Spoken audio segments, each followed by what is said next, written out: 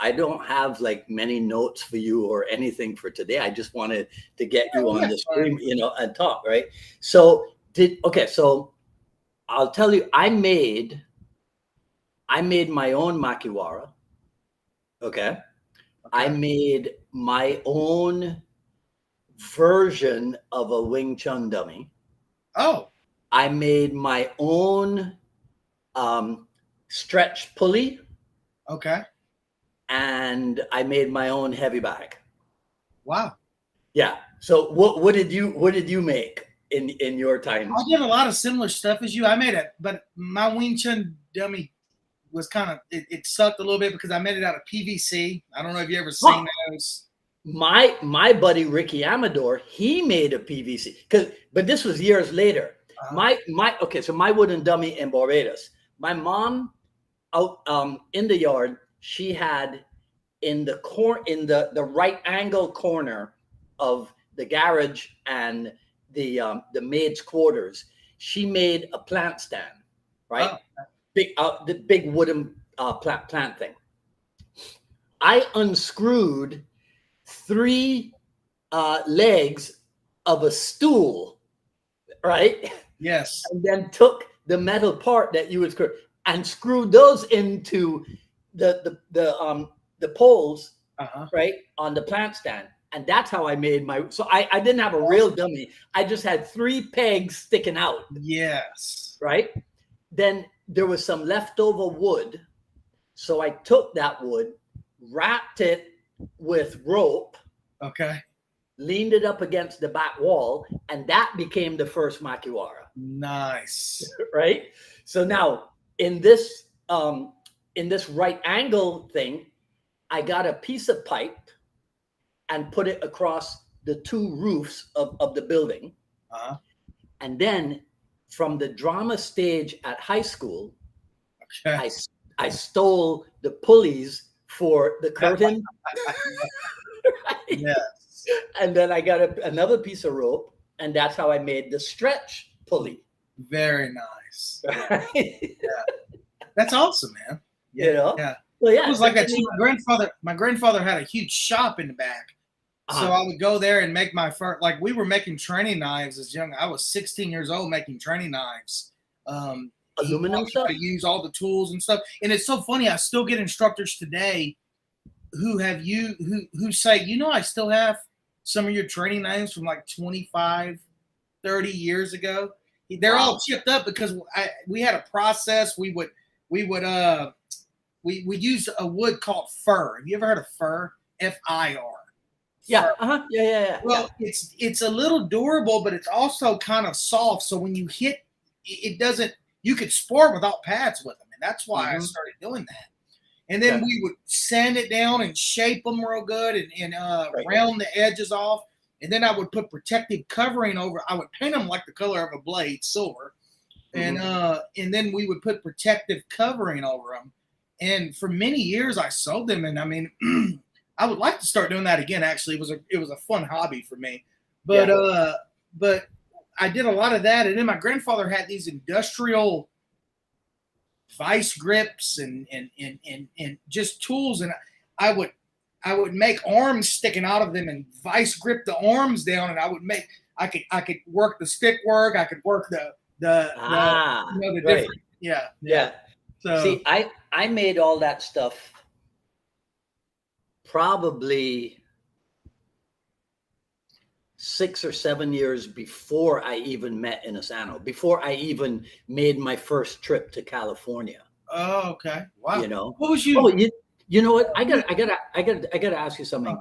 I don't know if we talked about this before, but you're from New Orleans, right? I was in New Orleans in '91 for an Inosano seminar. Yeah. At a Shotokan school with a guy named, I want to say it was Wing Lam, but I can't remember for sure. Is any of that familiar? You're a little younger. You're a little older than me, so I was. Plus, that would have been before your time. I was probably already in Tennessee in '91. Oh, okay. Yeah. All right. But I would go back to Louisiana every summer to spend time with my dad. As you know, my dad was my first martial arts instructor. So he would train me 3 months out of the year. That was kind of and I mean, every day I'd wake up and we would train. And then he knew that I would go back for the school year and then I'd come back. So I only saw him, until his death, from the time I was probably 8 or 9 to the time he died when I was 12. I only saw him 3 times a year, but we did nothing but train. And then on the weekends, he would take me to the movie theater. And even in the movie theater, we would train sometimes. It was fun, man. Yeah. Billy, I'm listening to you tell that story about your dad, right? And you don't have any kids of your own, correct? I do. I have 2 grandkids also.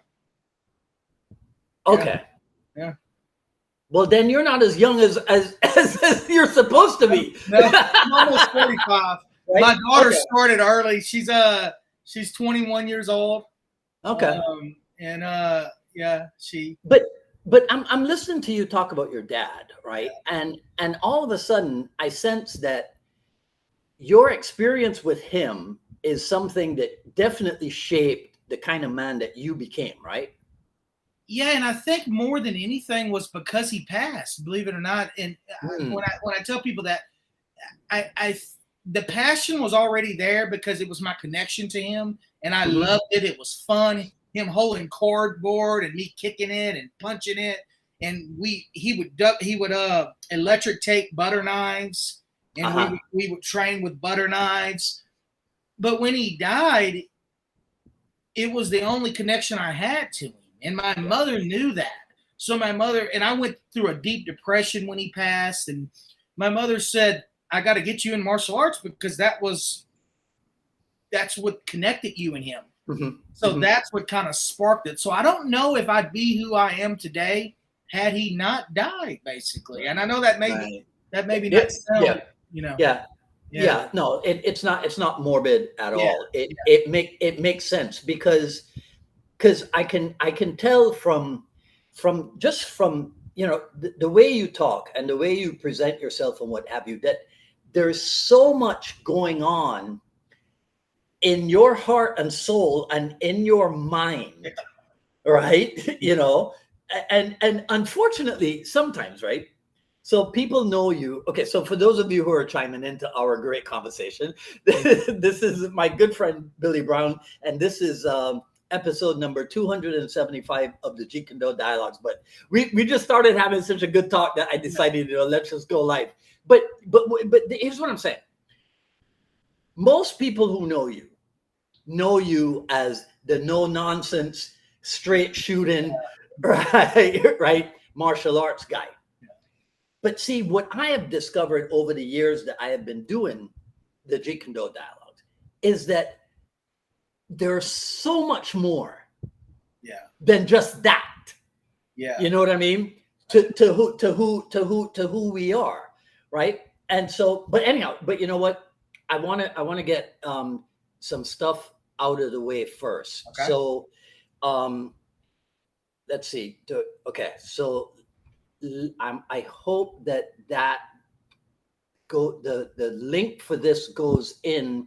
Otherwise, people can just go to it's a GoFundMe page, correct? For Brittany. Okay, all right. So give us the quick update on how she's doing. She's doing good. I mean, she's a fighter, and I mean more than I ever knew she was. I've always known she was tough, and she's had a hard life too, like I have. I mean, what people don't understand is that she's a cancer survivor also. So she's had these health issues pop up through the years, you know. But this one was just quite scary because it just she would pass out and her heart would just quit randomly. And we could be anywhere. Yeah. You know, I mean, in the last one that put her in the hospital for 10 days, where we finally got answers, because every time the episode is what we call it would happen, they would rule it something different. Like the first one, they got the ER got rid of us so quick. They said she was extremely dehydrated. So that was the first one, and I'm like, okay, maybe that's because I know man, I've worked out to the point without drinking water, and I've almost passed out. I get that. Maybe that's okay. Then it happened again. Then they said, well, she's dehydrated and she has vitamin deficiencies. And I'm like, okay, so let's give her some vitamins. That's cool. But it kept happening. It kept happening. So now it's at the point where she may have a hole in her heart, and she has a heart issue, basically, is what's going on. Yeah. Now, she had an extreme low B12 deficiency, which is apparently life-threatening in itself, and I didn't know that. So I have to give her shots every week. And throughout all of this, she developed neuropathy in her feet and legs, to the point where the doctor said this is one of the most extreme cases that we've seen. Like her feet, if I touch them, she cries. If I touch her feet or her calves, and keep in mind, she's a world-class athlete. She was an Olympic-level swimmer. She went to the 2008 Olympic trials, for Christ's sake, as a kid. Yeah. And so she's always been very athletic and stuff, but so she stays in pain. And now that she's back to work, they got her on light duty. She's a manager, so she can kind of control the situation. She can sit a lot, but she likes to push herself. So when she gets home, she's in so much pain where she can't walk to the bathroom. You know what I mean? Yeah. So it's been an adventure, man. It's been an adventure. But a lot of things are getting better now that we have answers, because the last 6 months we had no answers. Right. That's always the problem. And that's the scary thing, because when you don't have answers, you try to kill a bug with a shotgun and hope the pellets hit the bug. You know what I mean? But you don't know what you're shooting at. Yeah. So next week we go to the cardiologist, and she's had a heart monitor. I know y'all have probably seen the pictures, and it's for 2 months now, and it's 24/7 data accumulation to the people in Texas. Somebody in Texas is monitoring, like, to the point where they call us all hours of the night. They're like, "What's wrong? How is she?" And I'm like, "She's sleeping." I mean, they'll call me. I'm like, "She's asleep." Yeah. They're like, "Okay, well, do me a favor. Check this, check this, check this." I'm like, so now they think that she's skipping a beat, like a complete beat in her heart. You know, I don't know quite what that means yet till we see the cardiologist next week. But she's getting stronger now that she's walking again, even though she's in pain. Even though it sucks, but she doesn't care. Yeah. We have to put these huge compression type leggings on her whenever she walks. But she doesn't care. She just likes to be working and moving. I mean, you know? She doesn't know yet, but I'm about to make her start doing front kicks. I mean, I'll hold her. Just pick your knee up, kick it out, pull it back, put it down. Pick it up, kick it out, pull it back, put it down. Well, she's a trooper. So I urge you guys to just go to the link. It should be on both screens, and on YouTube as well. And it's on my Facebook. And guys, I absolutely listen. Let me say this before we switch topics. I spent my entire career not asking for anything. I own a school, and for 27 years, I did it without family money. I did it without loans. I did it the hard way. You probably know that. You know. I know that club. And I was proud of that, and I am proud of that. And we moved to Florida, and COVID hit, and then my heart attack, and then I got run over by a car. It just seems like we've been very tested. Yes. So, but with past all that, I hate asking for anything free. So if you do donate, I'm willing to give videos, private lessons, seminars, whatever you need, I'll do it. You know what I mean? As long as it's in my wheelhouse, so to speak. Well, that's a huge wheelhouse there. Yeah. The other thing, this is, I think I can I do this one too? because I tried to make a link. You're getting so clever here with all this. Yeah, hey man, okay, there we go. Right? Can you see that? That's correct, right? Proactionvideos.com. Yeah. That's your link, right? Proactionvideos.com. Okay, cool. All right, so you guys can go there too and avail yourself of Mr. Brown's stuff. All right.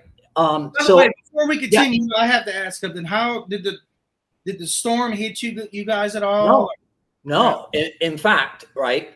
I think Ron Goldstein's on here, and I told Ron, don't listen to the weather people, just listen to Dwight, okay? Because he lives in Broward County, right? So he's a southeasterner like I am. I took one look at that storm and I was like, we ain't got nothing to worry about, okay? Right? And we really didn't. I mean, we got rain, yeah, for sure. Because it's a wide storm. It's funny. I always worry about you guys that are close to the ocean. Mm-hmm. But whenever these things happen, I'm like, we're in Orlando. We are an hour away from any water. And let me tell you something. The Orlandoans act like, I don't know if they want to live. I don't know if they want to act like they're from Miami or if they're from Clearwater or if they want to act like it's the end of the world. I went to the store the other day. All the water's gone. Oh man! I mean, I had to buy like the water you give babies, with the baby picture on it. Yeah. So it's just like we get a little rain. I mean, that's it. Those people are well trained by the powers that be. Yes. Okay? They're well trained. Yes. And so every little thing that happens, it's like you said, it's going to be the end of the world. Yeah. So it's crazy, man. At least I had toilet paper this time. Yeah. Well, I mean, so I out of habit, right? In fact, my good friend Doc was telling me today, he says, I'm too habituated. Out of habit. I'd shop most times for one person, sometimes for two people. Yeah. Are you married? I never asked you that. Are you married? No, nobody will have me. Oh. Right. So I still go to Costco. Okay. Yeah. I still buy stuff in bulk. So I have paper towels that I have had probably for 4 years. Right. So I hardly ever run out of stuff, you know. So anytime there's weather, invariably I don't have to go stock up. I'm already well stocked. So how far are you from a beach, from the ocean? Let's see. I could work this out. So about from the Bay of Biscayne. So there's no beach at Bay of Biscayne, but it's depending on how far up north you go. So there's no beach on Bay of Biscayne, but in South Miami we are. I'll tell you right now. 57 to 42nd. We are about 1.5 miles from the Bay of Biscayne. Oh my God. You got room for us to come visit? Right? We're about 1 mile. Okay. We're 1.5 miles from that body of water. Yes. But I'm trying to think if nothing really happens there. No, I'm trying to think I wasn't living there when Andrew hit, because somebody was talking, they were talking about how they're blaming Idalia on climate change, right? As if, wait, hold on a second. So you're telling me it's not August in Florida, right? Yeah. All of a sudden, right? So this is not a common occurrence. They seem to forget in 1992, the first hurricane of the season was called Andrew. Yeah. Okay. So, I mean, what is this thing? Yeah. It's climate change that caused a hurricane in Florida in August. That is so bogus, right? I mean, it's ridiculous. but that's what they want you to do. Well, it's funny. It seems like we won't get into all that BS political BS. Yeah. Any state that is more tilted one way, they try to like make it seem demonized, so to speak. Yeah. Oh, You know, sure. when in fact this is you. Whenever people that I meet, and listen, we've only lived here for 4.5 years, but I came here I came here 4 times a year for 12, 14 years to do seminars. I was very accumulated. Heck, my daughter, I don't know if I could say this, my daughter was conceived in Florida 21 years ago. So, so Florida's always been my second home. Right. So when people go, it's so hot, I'm like, you live in Florida. Yes, it's Florida. It's hot. We're going to get some cool weather 3 weeks, but yes, you live in Florida. So these things, and I always tell people too, if you live on the ocean or near the ocean, so to speak, weather is going to affect you more than if you live an hour or two from it. It's just it's the fact of life, you know? Oh yeah. Yeah. So I lived on South Beach during in 92. And Andrew at first was on a direct line to South Beach, to Miami Beach. Yes. And then it dipped and went south and wreaked havoc, you know, in Monroe County and Florida City and Homestead and what have you. Yeah. And so anyhow, so that's that, right? And you know, let me end it with this too. I grew up in Louisiana. We had tornadoes every month in Louisiana. People don't realize that. My grandfather dug a trench in our front yard because, you know, tornadoes jump valleys. They jump ditches. So we would just go sit in the trench and watch them go over us. That's right. We had them every, you know, I was there when Katrina hit, for Christ's sakes. I mean, so it's just weather. It doesn't matter the geography. We live in a world where you get the occasional bad weather. Mm-hmm. But it seems like the media tries to, you know, nobody wants to go to Florida because you're going to get killed. You're going to get flooded out, you know. So it is what it is. But anyway, yeah. You know, I think I went to that first seminar in New Orleans. And I want to ask you about this. So what was you doing before the 91 seminar? What martial art? Oh, no. So in 91, because I got video of you as a skinny little guy with some dreads that looked like from the 80s or 70s even. I mean, so no, it wouldn't be with dreadlocks. Maybe not with dreads, but you little shorts. Yeah. You could find video of me. It would be any time from 1983. Okay. Right? Because that's when that was my first trip to LA. Okay. That's when I started with Sifu Dan. So by 91, right? By 91, I was a senior student. Got you. Yeah. No. That's awesome. You were though. Yeah, but that seminar in New Orleans, it's memorable because the Friday night, right? So the seminar is Saturday and Sunday. The Friday night, we did a special thing for the students at that school. And, you know, Paula Inasano knew I was single. And so she sees the cute girl and she brings me over and says, okay, Dwight, you train her. And I'm like, no, don't do this to me. Right. And she was really cute. I mean, yeah. So New Orleans was fun for a time. It really was. No, I tell everybody I would never live there again, but it's a good place to visit. If it wasn't for the food and for the music, because I'm really big into the music. If it wasn't for that, and I do have some family left. A lot of them, I don't want to discount any of my family members, but all of the major ones are gone.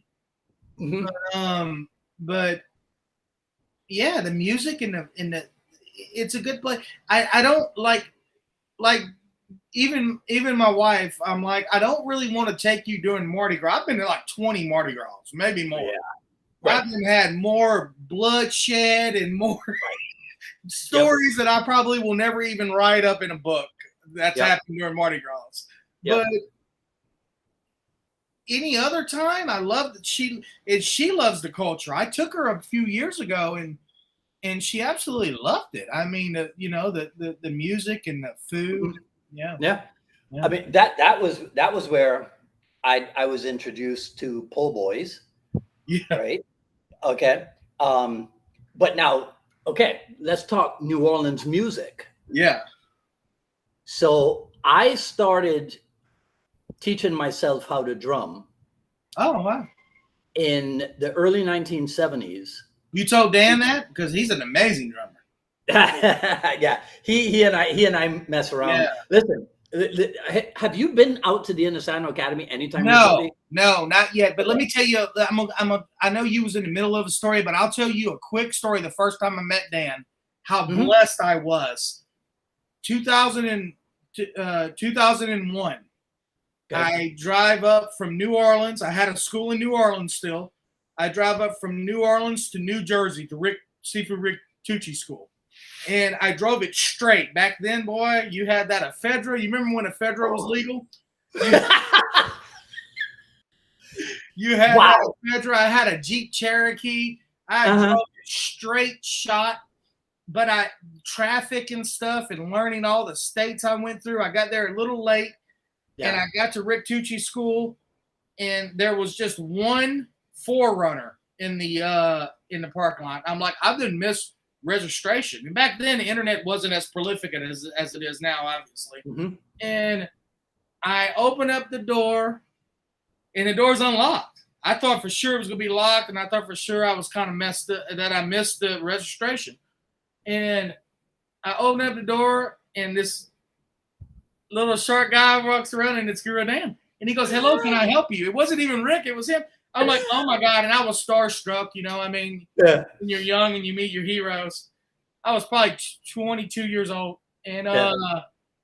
I'm like, wow. And then I go, "Hello, Guru Dan. I'm here to register for your week." It was a 3-day seminar. I'm here to register for your, it was at the Hun Gym. You remember Hun Gym? Have you ever been in New Jersey? Yeah. I've been to the New Jersey seminar. Yeah. Well, they rented out the Hun Gym, a big gym. Uh-huh. Yeah. And as soon it goes, great. And as soon as I did, Eric Paulson walks behind him and shakes my hand. Then Rick walks behind him and shakes my hand. And we sit on the carpet and I watch all of them play musical instruments. Because I don't know if you've ever been to Rick's school back then. Yep. He had a whole like band set up. Mm-hmm. Dan played the drums in front of me. Yep. Rick played the guitar. Eric just talked to me. Eric's neck he just had a fight with, I don't know who it was. And I talk to Eric a lot these days. He's been such a blessing to me. But he had his neck fused or something. He could barely move his neck, but he talked to me the whole. I stayed there for 2 hours with Dan and Eric and Rick sitting on the carpet floor around me. I was the luckiest boy on earth, man. Isn't that the best? I will never have that again. Not that luck, that timing, and how they didn't know me from Adam. Right. And they just welcomed me because it was late night. They didn't expect anybody to show up, and I showed up, Yeah. No, but Dan played the drums for about, I don't know, about a minute or two. He just hit him a little bit.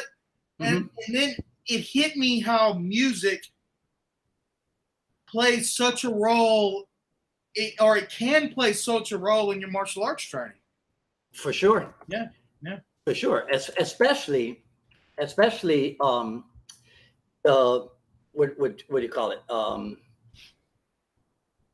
Think about, well, we know that Bruce Lee liked to play music in class, in JKD class, right? Okay. So now we know also that in Filipino martial arts, right? What my friend Bob Landers would call third world tribal arts, Yeah. right? That music plays a role also. Yeah. So currently at the Inasano Academy, okay, there's, I mean, Ron can help me out with this, and maybe Annie can help me out with this, but I would say right now, in terms of pieces of percussion at the Inasano Academy, where behind where Sifu Dan teaches, there's probably about 40 instruments, if not more, right?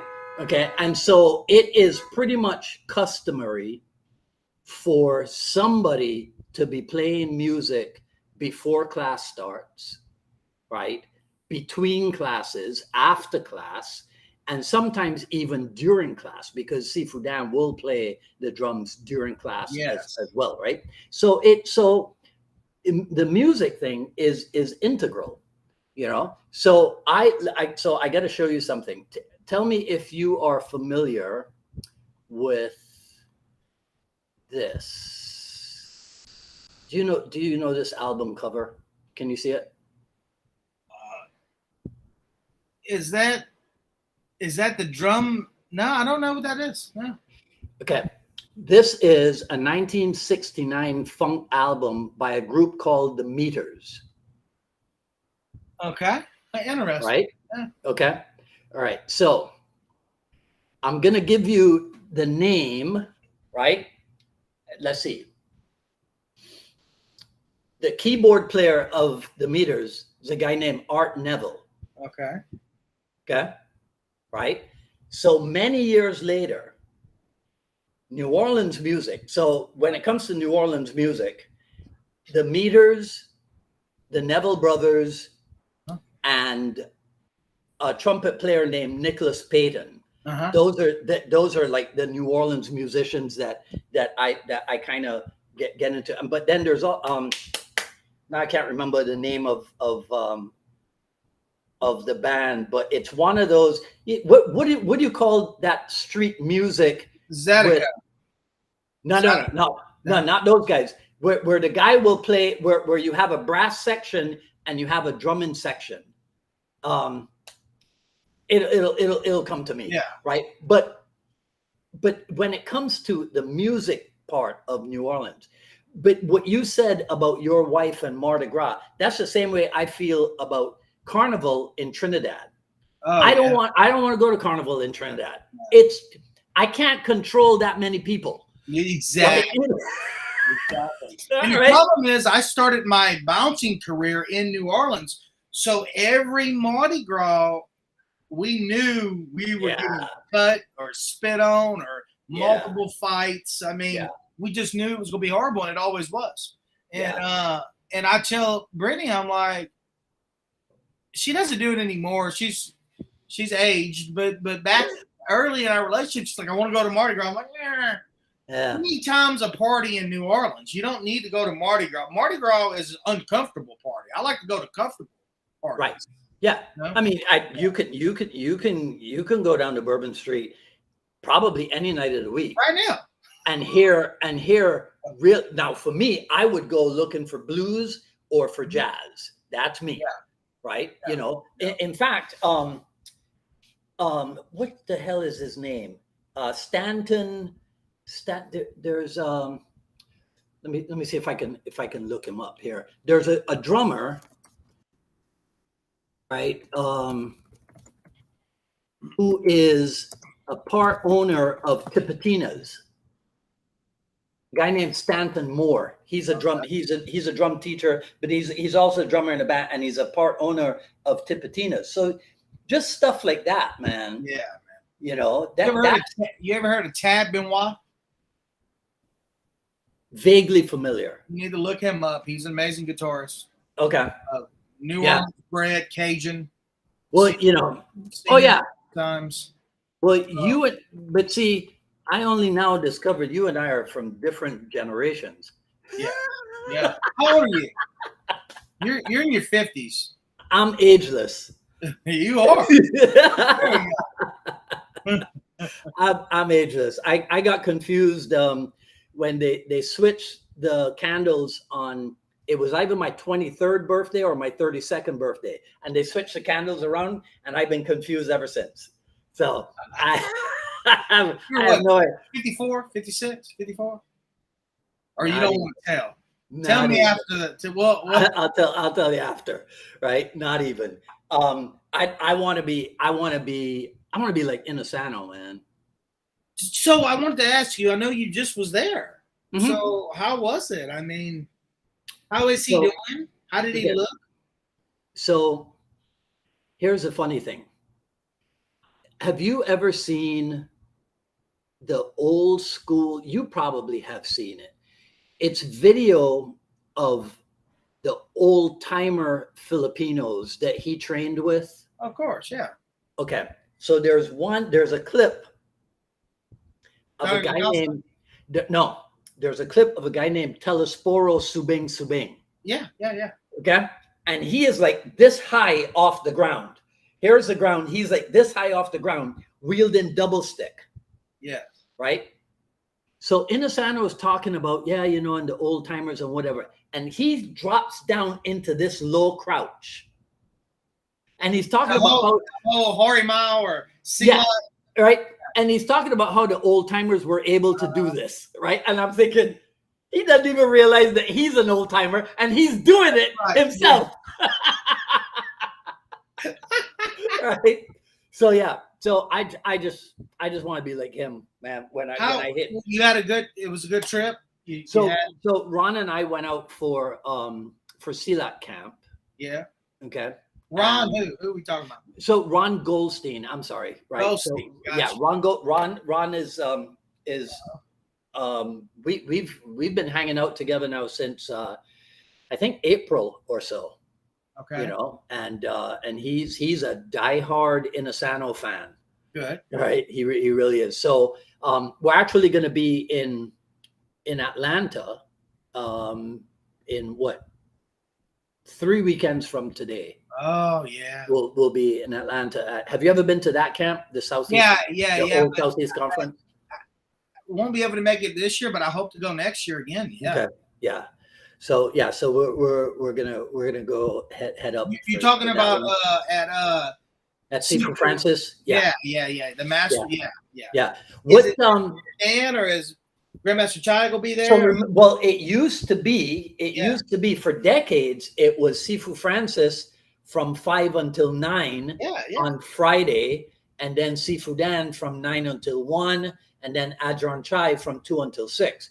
But Ajahn Chai is not going to be there, so it's just Inosano Saturday morning and Sunday morning, and Sifu Francis Saturday evening and Sunday evening. Yeah.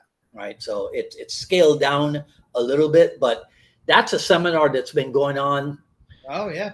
That's been going on for more than 30 years, I think, at this point, So yeah, man, I tell you, longevity in the martial arts. I mean, I'm sure, if we talk to people from Kyokushin or what have you, they probably have similar stories. But so I went to see Grandmaster Heel Cho in 2019. And he knew I was coming. He was expecting me in Hawaii. I don't know if he's got his school's in Hawaii. So I walk up his school's like second story. So you got to walk upstairs. I walk in and I see a vacuum cleaner and a mop.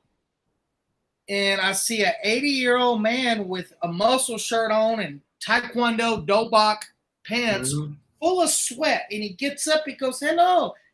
I'm not going to do a Korean accent because I can't do it. But he's like, I wanted to get a workout in before you came. I'm so glad to finally meet you. And I hung out with him for an hour and a half. And he just worked out and cleaned his school himself at 80 years old. Yeah. So there's not another breed of people like that. I mean, right? Yeah.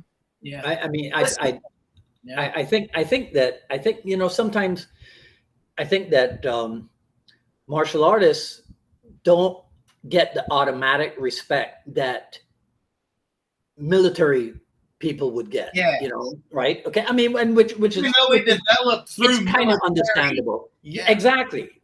Right. And I'm not trying to claim that you know, even an expert martial artist is in the same category as an ex-Navy SEAL. That's not what I'm saying, right? But it's the same way that martial art instructors don't get any credit for being psychotherapists. That's right. Yeah, You know? that's part of our job. So many Right. times, you know? The stuff I've had parents tell me in the office. Yeah. I'm like, oh my God. Yeah. Yeah. So sometimes you got to be a But it's psychotherapist. the discipline that is now lost in Yeah. translation somehow with the newer, you know. I've been doing martial arts it'll be 40 years this coming February. I've been training. You've been training longer than me. Well, this last month, no, July was my 40th year with Inasano. Oh, wow. Yeah. Wow. Yeah. So, but I started when I was 10. Yes. That's amazing, though. That's amazing, though. I bet Guru Dandas loves to see you too. He probably don't get to see you often, you know. Well, he's probably sick of me by now. You see a lot of faces when you went there? Did you see a lot of people that you haven't saw in a while? Sometimes it's actually a mixed group now. Yeah. Because a lot of the guys that I grew up with at the Inasano Academy have moved on. Yeah. You know what I mean? But for example, when we were there in June, I walk in and there's Damon Carroll. You know Damon Carroll? Yeah. Okay. Yeah. So Damon's there for, this must have been the Thursday morning class, I think. And he's there with a guy named Rich Citrone. Do you know who that is? I'm not sure about him. Okay, right. So Rich Citrone is Ben Affleck's stunt double for Batman. Okay, I know who you're talking about. Right? Yeah. Okay. So Damon's there. Now, but see, I've been around for so long. I remember when Damon started, you know, and Burt Richardson and I looked at him and said, this kid's going to be good. Yes. Right. You know, so was Burt there the last time you went or no? Oh, no, gosh, no. But what I hope the next time we're there, Mark Sells posted a couple months ago that he's a great musician. Good Lord. Mark Sells, great musician. He fed me the Thai pads for my Thai test. Nice. Yeah. Great martial artist too, I should say. He's a great martial artist. Right? Yeah. So he posted a couple months ago that he and Eric Paulson had gone over for the Thursday morning class or the Friday morning class or whatever. So I'm hoping the next time that we're in LA, you know, that if those guys could come over, man, that would be so classic. Oh man. Right. You know, yeah. Cause there was a, you know, again, there are some people at the Inasano Academy who, I've known them and they've known me since almost day one. Yeah. Right. But he's got another crop of students that they have no idea who I am. Yeah. Are they talented? Because yes. Yeah. Oh yeah. They're all talented. They're all talented. I mean, I watch them and I'm just like, yeah, these kids got it. It's a different era. It's a different generation of student.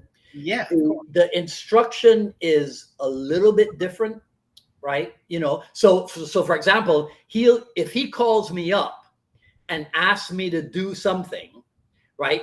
It'll take me a couple seconds to lock into what it is that they're doing because it's, you know, I mean, he's continued training with different people over all this time. Yeah. So, you know, so I might not necessarily have been on the receiving end of that new set of sequences. Yeah. Right. But if you know what you're doing, it should only take you a few seconds to pick it up. Right. And then you can go with the flow. You know, so it's real exciting to be able to do that type of stuff and just to see him again and see, you know, over 4 decades, right? The evolution of the man and what have you. Right. So I want to play the what if game with you. Okay. Right. So what if you could do anything, legal or illegal, and get away with it? Okay. Right. How would you fix the Jeet Kune Do world? Mm. So remember, legal or illegal, but you'd get away with it. Oh Lord, that's a hard one. I don't, the thing about the Jeet Kune Do community, the Jeet Kune Do world is that, and I've said this before, I've been here probably 4 times with you so far, maybe 5. I've said this before, is that somehow Bruce Lee's intentions got lost in translation where it became the actual art of training became lower than the actual art of pretending and playing Jeet Kune Do. And that's discouraging because it was all about training. I had this revelation one time. I posted a Muay Thai training video of me kicking and stuff. Mm-hmm. And I had a no, I'm not gonna mention names, but a semi-known YouTuber, Jeet Kune Do guy. Mm-hmm. And he sent me a message and he goes, "I love your work, great kicks." He goes, "But I thought you was a real Jeet Kune Do man." He said, "Real Jeet Kune Do men don't kick above the waist." He goes, "So this hurt my feelings to see you doing this." And it hit me that the art of training is lost. Yeah. It's now the art of playing Jeet Kune Do. It's the art of reciting quotes, most of which he never even, wasn't even his quotes. But it's the art of playing Bruce Lee, playing Jeet Kune Do. And that sucks because let's be honest. You can say all you want about Bruce Lee with all of the newer observations and facts that have come out about him over the years. But one thing you will never say is that he didn't train his ass off. Right. And he did. He was never lazy. He worked religiously on himself. Yeah. And that's been lost some. So if I could change anything, it would just shut up and go to the laboratory and then put yourself out there. Mm-hmm. Get the criticism, negative or positive. Absorb it. A lot of the negative criticism is fruitless. It's by people who have 0 accomplishments and 0 videos and 0, but some of it may help you become better. Right. So that's what I would say. I would say go back to the laboratory and just train. Become your own entity. We don't need another Bruce Lee. We'll never have another Bruce Lee. Just like we don't need another Elvis Presley. We'll never have another Elvis Presley. Or a Bob Marley. There'll never be another Bob Marley. Mm-hmm. But we can develop our own individuality and uniqueness, and I think that's the core of Jeet Kune Do, was to be unique, Yeah. So that's what I've tried to do my entire life in Jeet Kune Do, and I've been training Jeet Kune Do for, I'm a baby compared to some of you guys. I started Jeet Kune Do in '94, but I was already a martial artist since '83, right. So it Jeet Kune Do spread into everything I did because the uniqueness, the open-mindedness, the willingness to learn, and the willingness to learn something over here that may help this over here. Because that's a fact. If you learn something over here, it may make this better. Yeah. That seems to be a lesson that's lost on some of them. That's what Bruce Lee did. Yes. But it's like it seems to me that their contention is, well, Bruce Lee did it, so it's already done, so we don't have to do that for ourselves, right? So we don't have to do any experimentation. He did all the experimentation for us, and I think that's not just that's intellectually lazy as well. Yeah, man. And you know what? To think that he wouldn't look 1,000% different today had he had lived than he looked in '73 is totally nuts. Yeah. Okay. So you look at him in '64 to '70, 2 different people. You know? Yeah. Okay. So that's the other part of the what if game. So what if Bruce Lee had not passed away and you got to meet him? Okay. I think that he create that scenario. He didn't pass away and you got to meet him. Create that scenario. I think that he would have been, great seminars with him and Dan together, him and Ted Wong together. I think he would have kept the whole circle. All these instructors that he trained differently. Nobody likes to talk about that. People always pit all these guys against each other when in fact, and we know as instructors, me and you've been instructors a long time. We know as instructors, we teach individuals differently. Mm-hmm. I've had pupils under me that I trained way different than I did classroom people. Yeah. You know, or than I did, you know, a guy that I knew, I hope not, but I knew that he wouldn't stay here for 6 months. I'm not going to put as much time into him as I will someone that I feel in my heart and soul is going to be here 3 to 5, 6, 7, 8 years, you know? Mm-hmm. So, and don't think that he didn't do that. Of course, he put everybody he did differently. And the thing about Bruce Lee that people don't talk about, and I can say this because I was the same way, every phase of my own evolution through the martial arts, I used my students as a teaching board for myself. And I know that's selfish, and I know that is not, you know. I went the first time, so it's so funny. A couple of days ago, I reminded Cass Magda. You know who Cass is, right? Oh, yeah, he's great. Okay. So I reminded Cass that 40 years ago, he told me, yeah, your students are kind of like your sandbox where you go, right? Where you go to experiment and play around. I was like, but I remember the first time I heard him say that 35 to 40 years ago, I thought, that's kind of selfish, just like you just said. Yeah. But it really isn't. No. It really isn't, because they're going to get the best of what you were able to come up with. That's so right. It goes back to what you. And they're going to even help you develop it. Right. So it goes back to the uniqueness factor that you were talking about. Yeah. You know, why are we talking about Bruce Lee 50 years after he passed away? Uniqueness. But that doesn't mean then, but now we're supposed to live in the shadow of his uniqueness instead of being inspired to be the best version of ourselves. So I mentioned that first time I met Guru Dan back in 2001. I'm sitting on Rick Tucci's gym floor carpet, no pads back then, and the little scent of sweat everywhere and the drums and everything, and I'm just overwhelmed. Eric Paulson's right here. Rick Tucci's playing the drums or the guitar. Guru Dan is right here sitting in a yoga pose, and he looks at me. We were in the middle of and I told him, I said, and by the time I'd already owned a school for 5-6 years. Mm-hmm. And I lost a fiance already because she wanted me to go get a regular job. You know what I mean? And I'm telling him, and he looks at me, he goes, and you may know this, some people don't, that I tell that who know him way better than I do. He goes, I had to sell my first drum set to keep the lights on at my school, he told me.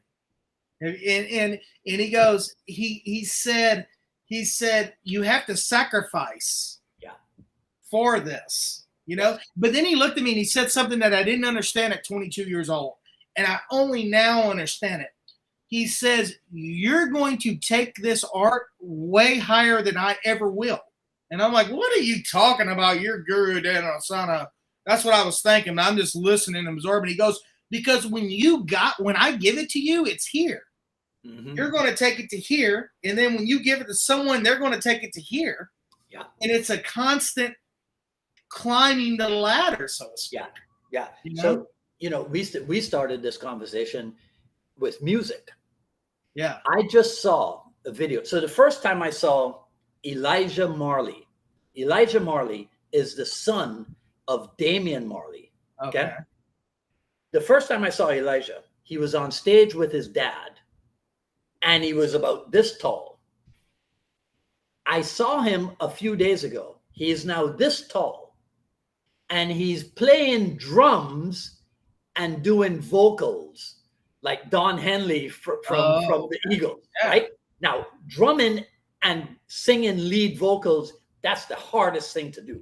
Even harder, I think, than playing bass and singing vocals like Sting, right?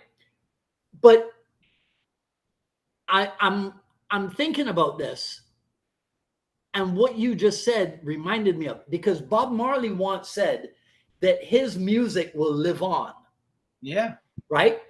But now I realize Bob didn't necessarily mean just his music, he means music, right? Yes. In his family also. His Yeah. family will continue that Yeah. legacy, right? Yeah, yeah. You know, And those guys like Dan Asano, Hio Cho, Wally J, Mas Oyama. We can go to any art we want to go to. Those guys are the catalysts of growth. yes. And if they didn't, if they were not the catalysts of growth, they would die when they die. But those guys never die. That's why. Right. That's how legends. Bruce Lee. That's how legends are created, because a part of them lives on through the people they've sparked a thought or a training. Yeah. Yeah. You know. Now, I mean, of course, neither you nor I actually trained with Bruce Lee, but that doesn't stop us from being part of his legacy. That's right. Because we have trained with the people who trained with him, right? Right. Okay, so that too factors into my what if scenario. So what if instead of the seminar training, what if Bruce Lee had not died and you got to become his student? Man, I don't know. I don't know what it would have been. I guarantee you it would have been this, though. It would have been different than what we see him as today. Because the Guru Dan told me this one time too. I asked him this. I said, why do you think that he's still so popular? Mm-hmm. And he said, because we never got to see him get old. That's powerful. Yeah. Because it's happened recently. I told you I'm a huge music guy. And we love Elvis. Elvis is I mean, he was the most famous man alive. I mean, his name will always be, he has a house called Graceland and a huge memorial in the back where he's buried. But Jerry Lee Lewis just died. And Jerry Lee Lewis was one of the founding fathers of rock and roll also. Same era. Did the same. He lived a legendary life too, but he's buried in a little bitty plot in Louisiana with a little bitty fence where you can go sit by it right now, because we got to see him get old. Mm-hmm. You get what I'm saying? We didn't get to see Bruce Lee get old, so that legend. We didn't get to see Elvis get old, so that legend stuck in time. When they died, it's stuck in time. Now, I don't disagree with you, but I'm going to point something out to you. So we're at Silat camp back in June, and there's this kid training next to us, and I notice he's got the best looking notes, right? Okay. Meanwhile, my notes, look like chicken scratch and what have you. Yes. So I said to him, I go, hey, would you be interested in sharing? He goes, yeah, once I clean it up and what have you, right? Okay. But then he says to me, oh, this and this. He goes, I only been around since last year. Oh. So dig this, right? Dig this. So this kid has only been around since 2022. And he's with whom? He's with Dan and Asano, who has grown old. Yes. You see? So we have seen Asano grow old. Exactly. That's his name still, right? Still generates respect, admiration, awe, right? And there's still people wanting to come train with him, even though he's 87. Yeah. Easy 80. Wow. Shit. Yeah. Right. Yeah. So even though we have seen him, so I think that I don't know that Bruce Lee's popularity would have decreased any if he did grow old. My biggest question is, what would he have been without the movie career? That's what I've always pondered. Well, so did you see the post that I put up, the passage from John Little? Yeah. I've been following some of those. I was a little confused. Obviously, we have to talk about that. Oh, right. Yeah. Okay. So this is book. the thing. Good book, by the way. You enjoyed the book? I'll tell you what I'm enjoying. I am enjoying John Little's style of writing. Oh, yeah.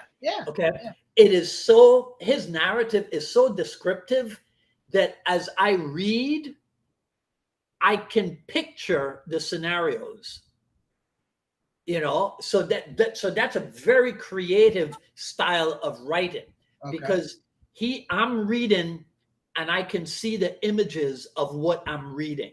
Yes. I am enjoying it. He's really good I at agree. Yeah. he's really good at fleshing out the stories, Yes. and Well, he's adding. been digesting that information for many years now. Yeah. So he's really good at adding color and flavor, to a story that you may have heard about before, right? So I found it interesting, the little exchange where Mito Uehara says that Bruce Lee said that he wanted to open up a school, right? But I've been told that maybe Mito Uehara, I'm not sure. But Alex Richter, the Kung Fu genius, says, well, John Little, I don't know if they've done it yet, but I guess they had a recent conversation about the book, maybe, and so John Little might have something to say about that passage. So who knows, right? Who knows what Bruce Lee would have gone on to do? But if somebody says, well, to make yourself feel good, imagine such and such. I can imagine him having a school. I can imagine a whole bunch of things, right? But all right. So here's the let me see. Here's the last part. Okay, now you got to think real hard about this one. Okay. Bruce Lee does pass away, but because you had been a student of his, now he's gone, but you're in a position of authority. What do? I would hope, and this is a serious ass question, because I would hope I would have went the route that Dan went, but Dan has gotten crucified for doing it. And in my opinion, he's the only one that did exactly what Bruce Lee wanted. Mm-hmm. And that's my humble opinion. My humble opinion was go out, be creatively and individually yourself. Yeah. And Dan did that. He did. And he gets crucified to this day, not because he isn't and that's where people mess up. It's not because he isn't a Jeet Kune Do authority. Of course he is that. But it's because he loves other shit. They only expect him to love Jeet Kune Do. Well, what they don't realize, right, is one, I think Bruce Lee not only accelerated, but also expanded Inosanto's thoughts about martial art. Yeah. I think Inosanto was interested in different things from the get-go. Of course he was, because if you look at his sport career in high school even, he ran football, he was always, and he said this, and I know you've heard this, but back then when Bruce started developing Jeet Kune Do, they would eat a good burger and they go, that's Jeet Kune Do. Right. They used it as that's good. Yeah. Uh-huh. But it's to use the word that you use, I think Bruce Lee was a catalyst for Inosanto. 100%. So right? I just think that the Jeet Kune Do world has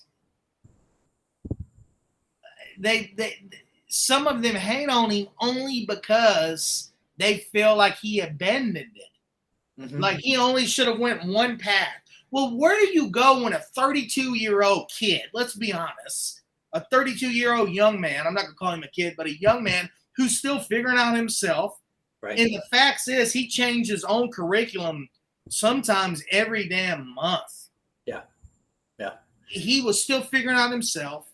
We know now that he was in a lot of extracurricular activities. We know that he had an exciting lifestyle in Hollywood. What's the path? Because he didn't know the path. Mm-hmm. Yeah. So it's so tricky, man. Why do you think a lot of people are of the opinion that Bruce Lee would have continued acting, and he would have been so busy acting that he wouldn't have had time for a school?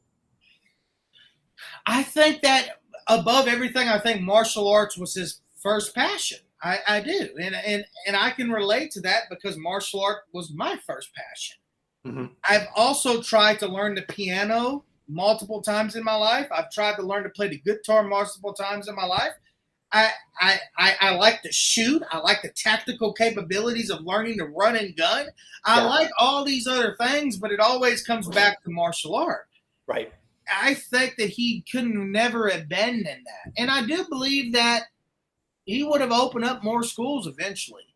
I don't know if he would have ran them per se, but I think that he would have. I think the right. Then again, he could have got he could have took off like Jackie Chan.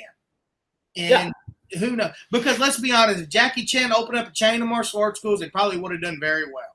Mm-hmm. You know what I mean? Same thing if Jet Li did, or if all these, You just made me think of something that I saw the other day. Did you see Joe Rogan talking to Chad Stahelski? Yeah. So when they were talking about the tactical gun stuff, they mentioned the name Taran. Do you know who that is? Oh yeah, very much so. Okay, so I saw a video of him the other day, and it was draw and shoot. Yeah. And they put him on a timer. Oh yeah.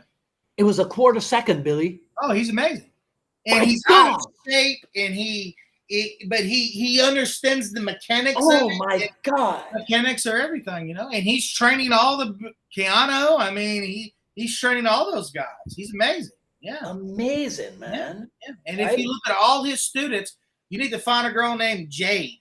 She's one of his students. She's beautiful, by the way. I mean, but she can run and gun like the boys. I mean, she wears a sports bra. And I mean, she just. I think she's the one that they said something like, "Well, you hesitated," and she said, "Well, there was a squirrel." Yeah. I think I saw a video with this girl. But yeah, right. But man, a girl like that, let me tell you. Oh my God! Right. I mean, my wife can run and gun. She took to my gun course. I have a gun course called TASK. TASK, Tactical Attributes and Shooting Kinetics. Whoa. And it's merely kind of a martial arts based parry the knife, bang, bang, bang, bang, bang, bang, get off of the X, run and gun. And Brittany took to it like it was nothing. She's also probably one of my best. She can run a knife. She can run equipment better than she can punch and kick, is what I'm trying to say. She's not bad at that, but she can run and gun and knife like it's nothing. Nice. Which I love that because, you need that equalizer. Yeah. But my point is, I don't think Bruce ever would have left martial arts. That's what he even said that back then. Everything that I have gained, I have gained through. Right. That is being observant. See, a lot of people, I think, with this opinion, they forget that he said that. Yeah. So so the idea that he would not have kept, right, and his foot in that. Me when I hear people go, he was an actor first. He did, and I'm like, come on, man. I mean, come on, man. Well, I think what it is, the people who, I saw something the other day. Any lightweight MMA guy would have been able to take Bruce Lee and what have you. I think what it is that these are people who all they've seen, if they've seen anything, is his films. They've not read anything about Bruce Lee. No. So and they don't. Not just that, too. Not just that, because I'll play devil's advocate for a second. You're comparing 70s to today.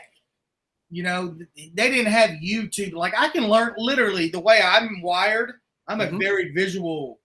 And my instructors used to hate me for it. You show me one time, give me 2 weeks, I'm going to do it better than you ever did. And my instructors still talk about that to this day. You didn't have all that YouTube. You didn't have you didn't go to, if you wanted to learn Brazilian Jiu-Jitsu, there's one right here on the corner. There's a judo school on the corner over here. There's you didn't have that access, Had Bruce, if you would have picked today, threw it back in 72, and gave Bruce a good trainer, 6 months, 8 months to train him, he would have ran through a lot of people in his weight division. I mean, this is bottom line, you know? And yeah, it's the time period. Yeah, you know, when I hear people say, you know, if Bruce Lee had lived, he would have trained with the Gracies, right? I think they don't realize that if everything was the way it was, so if you take that and put it back into the 60s and 70s, the Gracies would have trained with him. Yeah, they would have gone. No doubt, they would have sought him out. He would have wanted that knowledge too, I think. Though I'm not a Gracie fan or follower at all. By the way, I've been labeled the Brazilian Jiu-Jitsu hater over the years. Really? Yeah. Why? But what did you do? Well, so first off, I was grappling in my area in Tennessee before anyone. I started judo in '92. Mm-hmm. So, and nobody was grappling. And that was right before I think the UFC started in '91 or '92, but it didn't really take off. But I loved it. I got with a cop in Nashville who did it strictly for combatives. Yeah. And he was a great judoka. And I just got hooked to it. And in return, I taught him Taekwondo and kickboxing. So I was doing that before anyone. And then the judo led me into Japanese jiu-jitsu. Then the Japanese jiu-jitsu led me into catch.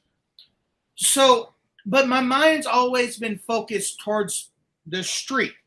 So when Brazilian jiu-jitsu came along, the way they were doing it when I first saw it, the booty scooting and pulling guard immediately, it didn't fit in my paradigm of what I was looking for. You got to understand, back in '97, I started bouncing full-time every night in New Orleans. So it didn't fit my paradigm. You don't want to booty scoot on glass in New Orleans on syringe and piss in the streets when 5 guys hit you with bottles. So it didn't fit my paradigm. But then as I started experimenting, my love-hate I can't even say love-hate relationship. My hate relationship with jiu-jitsu. I say that loosely because I have some really good friends who are great BJJ guys, and I respect them so much. But they don't have the personality that I'm about to tell you.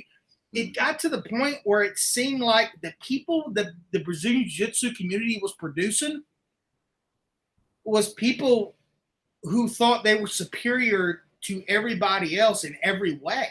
Yeah. So it ain't that I hate the art. I hated the people that it was producing. And it just turned me off. Like, you know, I'm still so turned off by it. Yeah. You know? Well, I can't say outright, but if you look at the majority of the champs, they are of a certain ethnicity. And those people, right? But I can't say it out loud because it's the Brazilian mentality. I live where I live. Guys who will make you believe that their art is combatively superior. Yeah. And everybody knows capoeira is not really you wouldn't think of capoeira as a combative art, but they will make you believe that they can beat 20 guys with guns right now with their little armorals and, you know, so it's the Brazilian mentality. But I always tell people this. It's not that I'm a Brazilian jiu-jitsu hater. And let me tell you, I love Eric Paulson to death. Like, that man to me is gold. And he has been so crucial in Brittany's recovery and praying for us. And he teaches, but you know good and well Eric's not a BJJ man. Even though he is a BJJ man, you know he's not just that. You know? How long did it take him to accept his black belt? Yeah, exactly. You know? And you know, the Gracies kicked him out of, I mean, it was just, you know, so if I follow the only BJJ people I follow are the Machados and Eric. I mean, because they, you know, they're just open-minded.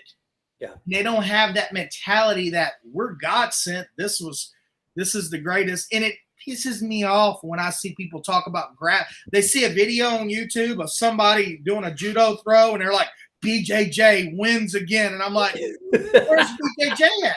That was judo. I learned that first lesson in judo in 92, 93.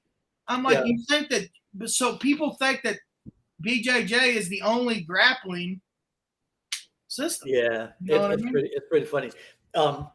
You mentioned capoeira and 93. Did you see Kurt Cornwell? Do you know Kurt Cornwell up in Michigan? Yes. great. He posted that this is the 30th anniversary of Only the Strong. Oh yeah. Do you know the Oh movie? yeah, man. Yeah. Yeah. Of Okay. course. Yeah. I have kind of my lineage kind of comes from Mark Dacascos. Not really Mark, but his dad, Al. My first instructor who introduced me to Kali was Al's student. Ah. So Really? I kind of got a bloodline there a little bit, you know. Ah. I've told Mark that. I've told Al that. Yeah. Yeah. So That's cool. yeah, but so talented. Yeah, Marcus. Yeah, and his dad, like my instructor Guru Rango, and he told me he said he showed up for one of Al's seminars. He would follow him seminar circuit, and he said it was only me and one other guy. He goes, nobody showed up. He goes, it was bad weather or something I forgot. And he goes, and most people would have just said, I'm not doing it. He goes, but he worked with us double stick for 4 hours. Al Dacascos, 4 hours double stick. Nice. And he goes, it was the greatest seminar. It was me and one other guy in this, So yeah. All right. Yeah. All right. Well, listen, my friend, I'm gonna let you go. Okay. And give my best regards to the lady. And she wishes she could have been here. She went to work tonight. She was really? Oh yeah. Oh man. I help her get her little compression socks on. They go up to her damn knees. I have to roll them down some. Those copper ones? They got copper built into them. Uh-huh. Those? Yeah. They help her. When she takes them off, though, that's when the pain hits. It seems like when they're on, it keeps the pain at bay. But when you take them off, whoo. So I'm gonna rub her feet tonight. I almost got to tie her down. She tries to elbow me when I rub her feet. Okay. Well, here's what you do. Put the recording of this on while you rub your feet. And that'll get it right. I love you, brother. And that might calm her down. All right. Yeah. Listen, my friend. All right. All the best. All my love. Yes. Same here. All you guys out there, thanks for tuning in. All right, man. I'll see you soon, brother. Okay. I'm gonna come visit you soon. All righty. Sounds good. Okay, man. Bye. All right. Okay, cool. So that was episode 275 of the Jeet Kune Do Dialogues. Anything you guys need to ask Billy, go ahead and put them in the comments. I'll make sure that he goes through it and takes care of any questions that you might have. I'm puzzled. I'm puzzled because I'm seeing something in the background that I didn't expect to see. But anyhow, all right. So that's it. Let me talk to you about supporting the program. You can go to jkdrebel.com, click on the Rebel Gear link, and that's where you'll see stuff like this, the JKD Rebel coffee mugs.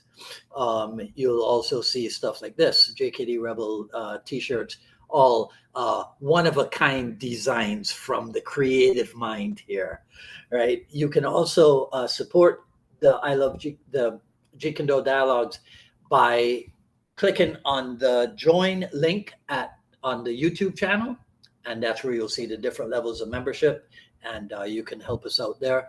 You can also go to paypal.me/unifiedma Miami, paypal.me/unifiedma Miami, and that's where you can get this, the Jeet Kune Do Journey Volume 1, raw but edited version. Jeet Kune Do Journey Volume 1, paypal.me/unifiedma Miami. But of course, the best thing you can do is to share this video and spread the word about the Jeet Kune Do Dialogues. Okay, and so until the next episode, this is Dwight Woods, the Jeet Kune Do Rebel, signing off. You guys enjoy your weekend. I'm looking at the weather here. We might get some rain later tonight, right? But everything's cool here in Miami. Thanks to all of you who expressed concern. We're good. Okay, so take care. Talk soon.